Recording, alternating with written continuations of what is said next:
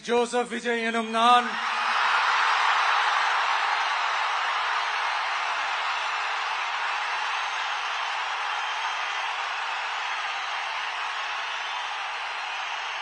சட்டப்படி அமைக்கப்பெற்ற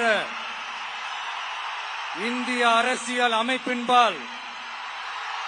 உண்மையான நம்பிக்கையும் மாறா பற்றும் கொண்டிருப்பேன் என்றும் இந்திய நாட்டின் ஒப்பில்லாத முழு முதல் ஆட்சியையும் ஒருமையையும் நிலைநிறுத்துவேன் என்றும் தமிழ்நாட்டு அரசின் முதலமைச்சராக உண்மையாகவும் உளச்சான்றின்படியும் என் கடமைகளை நிறைவேற்றுவேன் என்றும்